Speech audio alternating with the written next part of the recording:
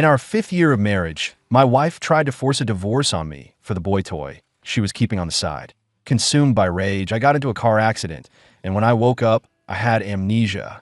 Staring at the divorce papers in front of me, I counted the zeros several times and then decisively signed my name. Should we go get divorced right now? Sarah was completely stunned. I was just staring into space when Sarah walked in. It took me 2 days of lying in this hospital bed to accept the fact that my wife was a billionaire CEO who was also keeping a boy toy on the side. Looking at the elegant, beautiful woman in front of me, I couldn't blame my past self for being so obsessed with her. She was genuinely gorgeous. Sarah narrowed her eyes, studying me. You really lost your memory? I nodded. Didn't you have the doctors examine me over and over again? Sarah said coldly, Daniel Miller, you'd better not be playing any games with me. I was speechless. Did she really think I was faking my amnesia? So, about the divorce. How much money are you planning to give me? If I couldn't keep her, I could at least keep her money. Sarah stared at me, her expression one of utter disbelief. What did you just say? You're agreeing to the divorce? It wasn't hard to understand her shock. Apparently, before the accident, I was madly in love with her. Just a few days ago, when she'd asked for a divorce, I had supposedly knelt on the floor, a mess of tears and snot, begging her not to leave me. Now, not only was I agreeing to the divorce, I was negotiating the settlement. I let out a sigh. You can't force these things. You don't love me anymore, so there's no point in me holding on. Let's just get the divorce. I used to be a food delivery driver. 5 years ago, while on a delivery, I happened upon 2 thugs harassing Sarah, and I stepped in to save her. She fell for me at first sight. I fell deeply in love with her too, and we quickly became a couple. Before long, I discovered she was an incredibly wealthy CEO. Knowing that a guy like me with nothing to his name wasn't good enough for her, I tried to break up with her. But Sarah refused, insisting she would only ever love me. Unfortunately, her parents looked down on a poor guy like me and refused to let their daughter marry me. To be with her, I had to become the Thompson family's live-in son-in-law. After that, Sarah changed. She started staying out all night, grew increasingly cold toward me, and eventually tried to force a divorce for her boy toy. And I, for my part, remained hopelessly in love with her, right up until the car accident that wiped my memory. I clicked my tongue. If you could rely on a woman like that, pigs could fly. Sarah eyed me suspiciously for a long moment before finally producing the divorce papers. I opened the agreement, and I was so shocked I had to rub my eyes, terrified I had miscounted the zeros. Oh my God, $90 million. I was finally a rich man. With tears welling up in my eyes, I looked up at Sarah, too emotional to speak. Honey, any chance you could add a little more? Just to round it up to an even 100 million. Sarah froze completely. Then her brow furrowed in displeasure. Seeing her reaction, I dropped the haggling and cleared my throat awkwardly. No worries if you can't. It's a nice, lucky number as it is. Afraid she might change her mind, I snatched the pen and signed my name faster than you could blink. So, should we go finalize the divorce now? Sarah keeping a boy toy during our marriage caused me significant emotional distress. So, a $90 million settlement seemed perfectly reasonable. Sarah glanced at my hospital gown and reminded me, "You're still a patient here." I'd almost forgotten I was still recovering. All right then, we can handle the paperwork after I'm discharged. Sarah didn't say a word, just turned with a cold expression and walked out. The moment she was gone, I looked down and counted the zeros on the settlement again, grinning from ear to ear as I dreamed about how I'd spend the fortune. 10 minutes later, my best friend, Mike Davis, walked in carrying a takeout container. "Daniel, time to eat." I glanced over. It was a $10 meal box, and I immediately lost my appetite. I'm not eating this. Go to the Four Seasons next door and get me 2 orders of their best seafood stew. Mike's eyes went wide. Are you insane? That'll cost a few $1,000s. I held up the divorce papers for him to see. See this? Sarah gave me a $90 million settlement. I can eat whatever I damn well please. When Mike saw the number, his eyes lit up. Holy crap, man, you're rich. The Thompsons were loaded, but as the live-in son-in-law, I had a low status and no money of my own. Mike knew I'd been living under their roof, dependent on them for years. He suddenly asked, "So you agreed to the divorce? Does that mean you don't love Sarah anymore?" Mike and I are close. He knew how I felt about Sarah. But with my amnesia, I naturally had no feelings for her. To me, she was just a stranger. Or rather, my benefactor. Besides, when you're talking about this kind of money, love doesn't even enter the equation. I waved my hand dismissively. Plenty of fish in the sea. Now that I have money, I can find any kind of woman I want. Why would I waste my time on one who doesn't care about me? I raised an eyebrow.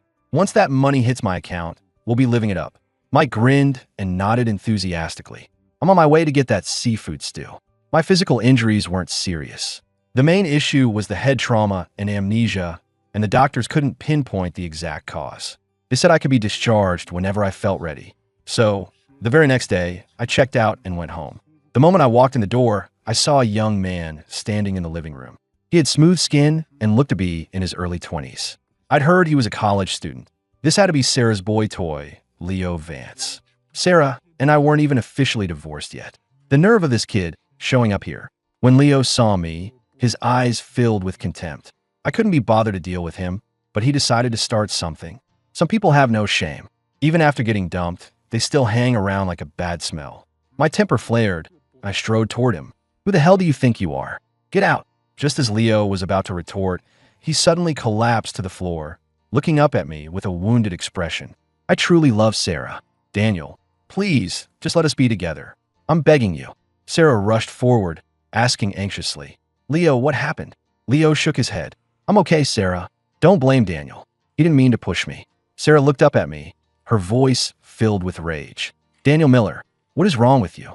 You touch him again, I dare you. The blatant favoritism was impossible to ignore.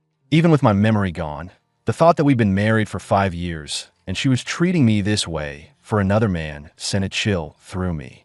I glanced down, saw the Hermes bag in Sarah's hand, and was instantly reminded of my $90 million settlement. My mood brightened immediately. Sarah, let's go get this divorce finalized right now. Sarah froze. Are you sure? I was confused. Didn't we already agree we'd handle the paperwork as soon as I was out of the hospital? Sarah glanced at Leo. Yes, I want a divorce. Leo turned his head to give me a triumphant smirk. I scoffed internally. Knowing Sarah's track record, he wouldn't be her last man. What did he have to be so smug about? Half an hour later, Sarah and I were at the county clerk's office. There weren't many people there to file for divorce, so our turn came up quickly. The clerk informed us that we couldn't finalize the divorce for another 30 days. That's when I learned about the mandatory cooling-off period. I was so anxious that we couldn't get it done immediately. Is there any way to expedite this? We're in a real hurry. We don't need to cool off. We're dead set on this divorce. And my words, Sarah's elegant face instantly darkened. The clerk looked helpless. Sir, we have to follow procedure. As we walked out of the office, Sarah turned to me. Are you really in that much of a hurry to divorce me? I shrugged. Look who's talking. If we don't get this done soon, how is your little boy toy supposed to get his promotion? Sarah was left speechless. That evening, when Sarah got home from work, I was already in the middle of a hearty dinner. The delicious food had cured the gloom I felt from not being able to finalize the divorce today. She looked surprised to see me eating without her. I glanced at her, and guess why? When I'd asked the housekeeper to serve dinner earlier, she mentioned that I normally waited for Sarah to get home before I ate. I had no interest in starving myself, so I told her to serve it right away. Sarah pinched the bridge of her nose and ordered me around as if it were the most natural thing in the world. Go make me some tea to sober up. Without a second thought, I replied, I don't know how. Make it yourself. Sarah stared at me, astonished, as if she couldn't believe I'd refused her. That's because the old me was a lovesick fool who hung on her every word. If she said go east, I'd never dare go west.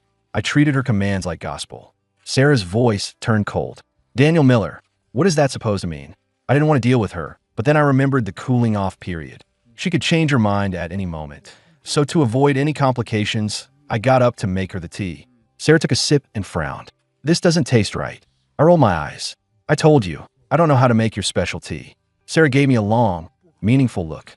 You really don't remember anything about us? She must have asked me that 1,000 times since I woke up. She was one step away from wanting to crack my skull open to check for herself. That's right. I don't remember a thing. Sarah pressed her lips together, a flicker of disappointment in her eyes. Just as she turned to head upstairs, I stopped her. Her gaze softened for a moment, but then I asked my question. When we're divorced, can I take all the suits, watches, and shoes from the walk-in closet? Sarah wasn't worth holding on to, but the things she gave me definitely were. They were all designer brands. Even if I didn't wear them, I could sell them online and make a nice profit. The look on Sarah's face turned even sourer. Do whatever you want. With that, she turned and went upstairs. For the next few weeks, Sarah was incredibly busy leaving early and coming home late. I knew she was out with Leo, but I didn't mind. I enjoyed the freedom of being on my own. The moment the cooling off period was over, I called Sarah. This time, we finally got the divorce finalized without a hitch. At the same time, I got a notification from my bank. The money was in my account. Seeing that much money, I couldn't wipe the grin off my face. Even Sarah started to look a lot better to me. Well, if there's nothing else, I'll be going. Seeing how happy I was, Sarah gave me a strange look, but still offered, "I'll give you a ride." I pointed to a scooter parked by the curb. "No thanks, Mike's giving me a ride." Before she could say another word, I hopped on the back of Mike's scooter, and we took off. It was dinner time, so we found a nearby food truck and grabbed a bite. I ordered enough food to cover the table. While we waited for our order, I was scrolling through my phone. Mike must have thought I was upset, because he patted my shoulder comfortingly. "If you need to cry, just let it out, man. Don't hold back." I get it. I was confused. Why would I cry? With this money, I can find a wife who's kinder and prettier than her. What's there to be sad about? "Hey, didn't you say a new bar opened up around here?" Mike nodded. "Yeah, I did." My interest was immediately piqued. "So, are there a lot of hot girls there?" That night, inside the bustling bar, Mike and I were in a booth, and I was sipping a drink while one of the waitresses gave me a shoulder rub. Suddenly, a tall, striking woman started walking toward our table. Mike leaned in and whispered in my ear, "That's Sarah Thompson's frenemy, Khloe Anderson. You used to get into a lot of fights with her on Sarah's behalf." Khloe stood there with her arms crossed, looking me over. "Daniel Miller, aren't you afraid I'll tell Sarah I saw you here?" I said casually, "We're divorced. She has no say in what I do." Khloe looked surprised. "You were actually willing to divorce her?" Before my amnesia, I was famously whipped. I wouldn't have dreamed of coming to a bar. I probably didn't even know what one looked like. Before I could say anything, Mike jumped in to explain. "Daniel was in a car accident a while back. He has amnesia." After Mike spoke, Khloe looked at me, a thoughtful expression on her face. She was staring at me so intensely that I swallowed hard and turned to whisper to Mike, "Did I used to have a thing with her?" Hearing that, Mike did a spit take with his drink, his face a mask of confusion. "I have no idea, man." I raised an eyebrow. "Probably not. Besides, from what I'd heard, the old me was completely devoted to Sarah. He wouldn't have looked at another woman." Khloe didn't linger. She turned and rejoined her friends for a drink. A few minutes later, Mike said he had a family emergency and had to leave. I left the bar soon after, but instead of going back to Sarah's mansion, I took a cab to a hotel and checked into the presidential suite. I was half asleep when I heard the doorbell. I stumbled out of bed to answer it. The moment I opened the door, a woman threw herself at me. It was Khloe. What was she doing here? Khloe wrapped her arms around my neck. Her eyes locked on mine, and her lips parted as she spoke my name. "Daniel Miller." I could smell the alcohol on her breath. She'd clearly had a lot to drink. "Can I help you with something?" Khloe nodded. "Yes." The word had barely left her lips before she was kissing me. I was completely stunned. What was happening? The alcohol haze in my head vanished instantly. When I came to my senses, I gently removed her hands and took a couple of steps back, putting some distance between us. "Khloe," before I could finish my sentence, her eyes rolled back and she fainted. I lunged forward and caught her just in time. The next morning, I was woken by a voice. "Daniel, Daniel." I opened my eyes to see Khloe lying beside me in bed. She was grinning at me. "You have to take responsibility for what happened last night." I shot up in bed and quickly explained, "Nothing happened last night. Don't get the wrong idea. She'd been clinging to me all night and wouldn't let go. So I had no choice but to let her sleep here, but I swear I didn't lay a finger on her." But Khloe just acted like a spoiled child, throwing her arms around me and holding on tight. "I don't care. I want to be with you. I want to be your girlfriend." My eyes widened. I never would have guessed she had a crush on me. I was genuinely shocked. Seeing me silent, Khloe poked me in the chest and pouted.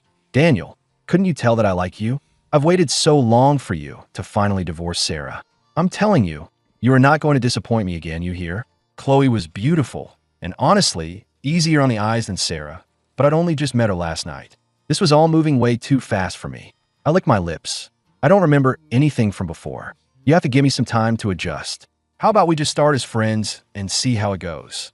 Maybe she thought I had a point because Khloe finally let go of me. Fine. She tilted her head back and smiled at me. "In that case, you can take me to breakfast." I looked at her smile. Damn, she was beautiful when she smiled. All right, after breakfast, I finally saw the heiress, Khloe, on her way. I didn't waste a moment, rushing straight back to the mansion. As soon as I walked in, I saw Sarah at the breakfast table. She looked up at me and asked coldly, "You didn't come home last night. Where were you?" I gave a vague answer. "Out with a friend."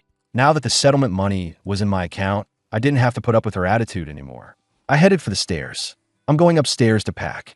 "Daniel," Sarah called out, stopping me. "You can keep living here, you know. You don't have to move out." I looked at her, surprised. What was she getting at? But I was past the point of trying to figure her out. "We're divorced. It wouldn't be right for me to stay here. It's better if I move out." Then I went upstairs.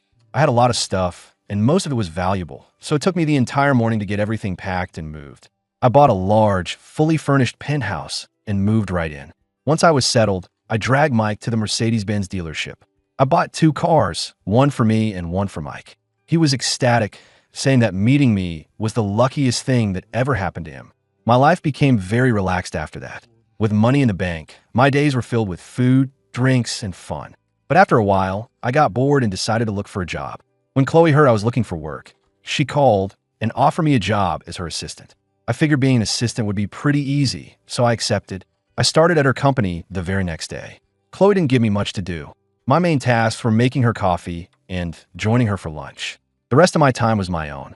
It was a great gig, easy, stress-free, and comfortable. On Friday night, Khloe asked me to accompany her to a business dinner. When we entered the private dining room, Khloe had me sit beside her. Several of the executives at the table glanced my way and started whispering among themselves. "Ms. Anderson, isn't your new assistant the one who was married into the Thompson family? You mean former son-in-law? Sarah Thompson dumped him, so now he's here kissing up to Ms. Anderson. That's why he looked familiar. I heard he used to be a delivery driver." They went back and forth, mocking me. It was infuriating. If it weren't for Khloe, I would have flipped the table and walked out. The next moment, Khloe stood up and slammed her wine glass on the floor. She declared, "Daniel Miller is my boyfriend now. You will all show him some respect, or I'll make sure you pay for it." I was surprised by how fiercely Khloe defended me. It was impossible not to be moved. After Khloe's outburst, the table fell completely silent. The men exchanged nervous glances, then turned to me with apologetic smiles. "Mr. Miller, we were just joking. Please don't take it to heart."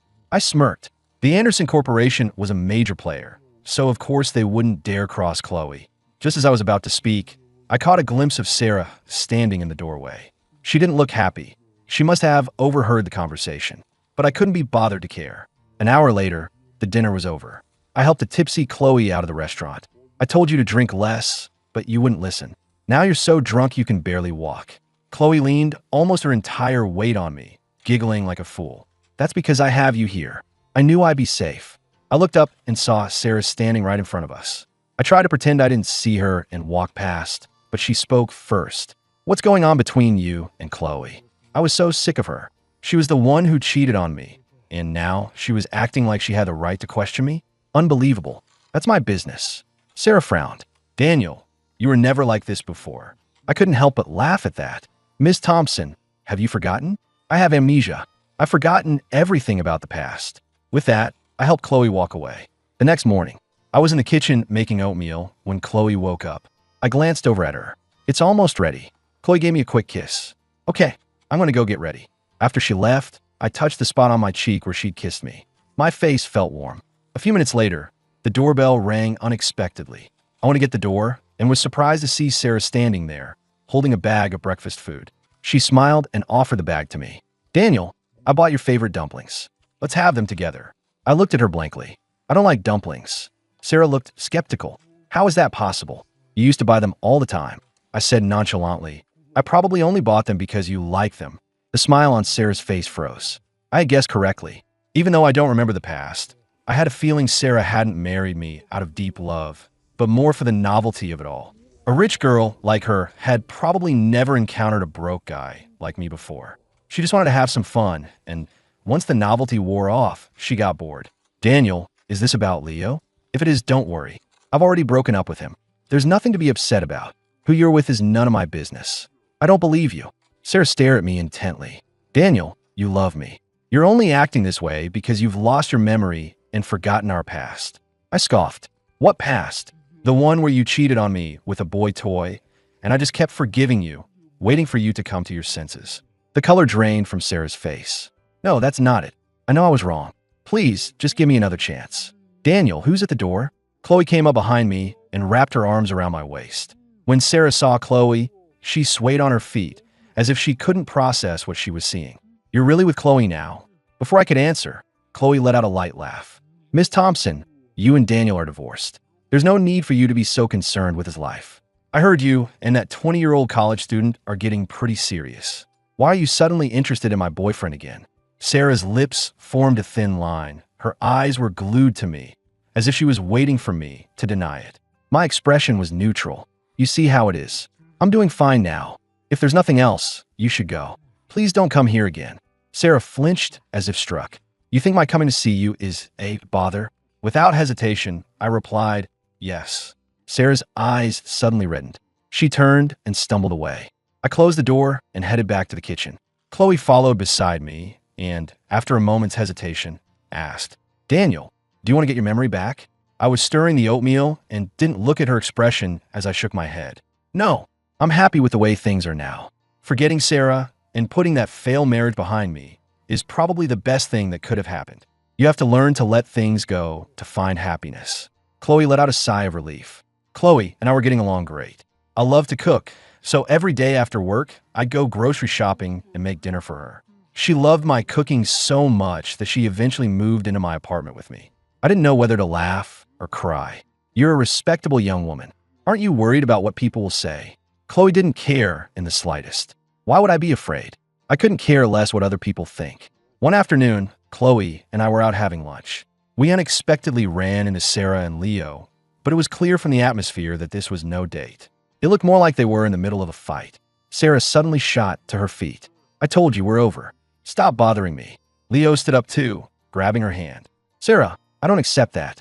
Just tell me what I did wrong. I can change, I promise." Mike had told me that Leo's family was poor. His life had taken a massive leap forward after Sarah took an interest in him, so of course he didn't want to break up. I wasn't surprised that she was breaking up with him, though. A woman with her money and power, used to getting whatever she wants, was never going to be faithful to one man. Sarah yanked her hand away from Leo, her voice filled with disgust. I said, "We're done. Stop harassing me." She turned and saw Khloe and me standing there, and her expression faltered for a moment. The moment Leo saw me, he became enraged. "You must have said something to Sarah to make her break up with me." With that, he raised his hand to swing at me. I dodged easily, and he stumbled, falling flat on the ground. I frowned. "Leave me out of your drama. This has nothing to do with me." Sarah stepped forward and linked her arm with mine. "Leo, listen carefully. The man I love is my husband. You could never compare to him." I had no idea what kind of scene Sarah was trying to create. Khloe gave Sarah a displeased look. "Miss Thompson, you and Daniel are divorced. He's my boyfriend now and my future husband. Please have some self-respect." I pulled my arm free from Sarah's grasp. "Stop talking nonsense and go play with your boy toy." Khloe smiled at me, satisfied. "Honey, let's find another restaurant." I didn't want to stay there a second longer. I turned to leave, but was stopped by Sarah's scream. "Daniel, look out." I whipped my head around to see her collapsed on the floor, blood pouring from a gash on her forehead. It was a shocking sight. Leo stood over her, holding a broken wine bottle, his face a mask of pure panic. A second later, he dropped the bottle and bolted. It was obvious he had been aiming for me, and Sarah had gotten hurt trying to protect me. About half an hour later, I stood looking down at Sarah in the hospital bed. Her forehead was wrapped in white gauze, and she looked pale and fragile. "If there's nothing else, I'm going to head out. You get some rest." "Daniel," Sarah called out, stopping me. "Don't you love me anymore?" I couldn't help but laugh. How did she have the nerve to ask me that? Did she really think my entire life should revolve around her? Or that because she got hurt protecting me, I should be so moved that I get back together with her? It was laughable. "Sarah, we were over the moment you betrayed me." I didn't think Sarah actually loved me. It was just her possessiveness. She believed that I should only love her and no one else. Sarah started to cry. "Daniel, if you hadn't been in that accident, if you hadn't lost your memory, you wouldn't be like this. Before, no matter how I treated you, you would never have left me." It was the first time I'd ever seen her cry. It seemed she was genuinely heartbroken. Amnesia or not, the outcome would have been the same. "I couldn't wait around for you forever." At my words, Sarah began to sob even harder. Her tears just irritated me. I know one thing for sure. What we had is over. Even if I get my memory back someday, I won't regret the choice I'm making today. When I left the room, I saw Khloe sitting quietly on a bench in the hallway. I walked over to her, and she looked up. "Is Sarah going to be okay?" I sat down beside her. She'll be fine after a few days' rest. Khloe just said, "Oh," and fell silent. After a moment, she asked, "You must be really moved that Sarah got hurt trying to save you, huh?" I finally understood why she seemed so down. She was worried I might get back together with Sarah. Not at all. If she hadn't been messing around with guys like Leo in the first place, none of this would have happened. I took Khloe's hand. "Don't worry. I'm not interested in going backward." Khloe smiled. "That's a relief." I raised an eyebrow. I thought that would be the last I'd see of Sarah, but I was wrong. That evening, as Khloe and I were leaving the office, I saw her from a distance, standing there holding a large bouquet of roses. Sarah looked at me. "Daniel, you were the one who proposed to me all those years ago. Now it's my turn. Will you marry me again?" She held up a small velvet box, revealing a dazzling diamond ring inside.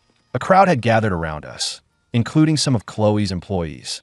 Sarah continued, her voice ringing out, "Daniel, I love you. I wouldn't have married you otherwise. I was foolish and lost my way, but I see clearly now. I just want to be with you. I want to prove to everyone that my love for you is real." I knew what she was doing. She was creating a public spectacle to pressure me into taking her back. Khloe, her cheeks puffed out in anger, let go of my hand.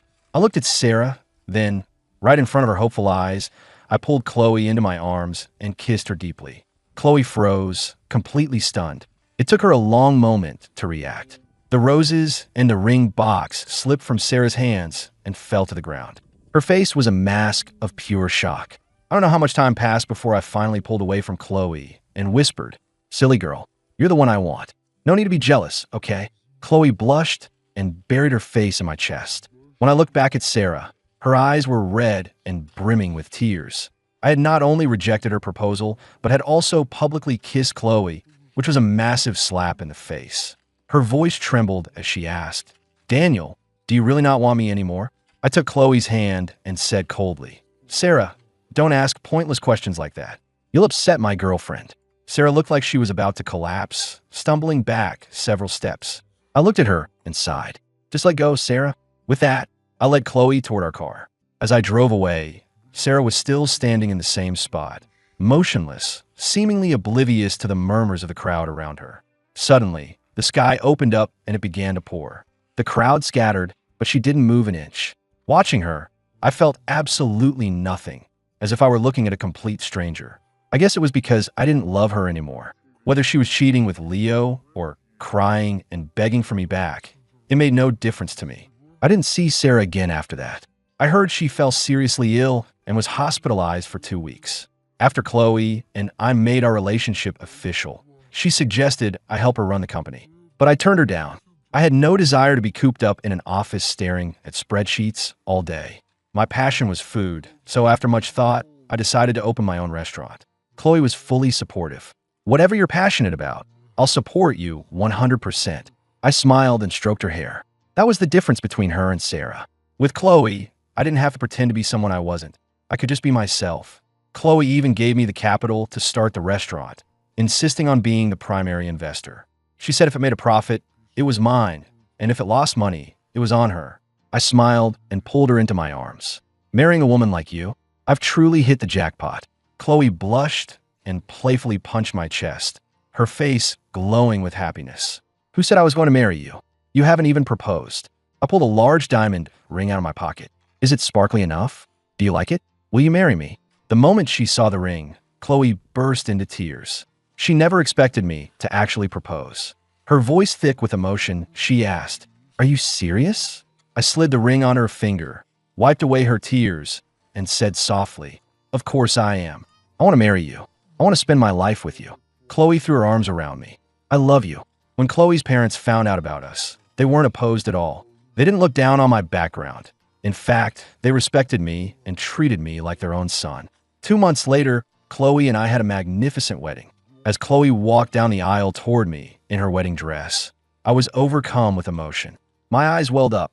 It turns out you really do cry when you marry the woman you love. What they say online is no exaggeration. I took her hand, and our eyes met. We saw our reflections in each other's eyes and couldn't help but smile. "I love you, my wife." And I held on tight to the happiness that was finally mine.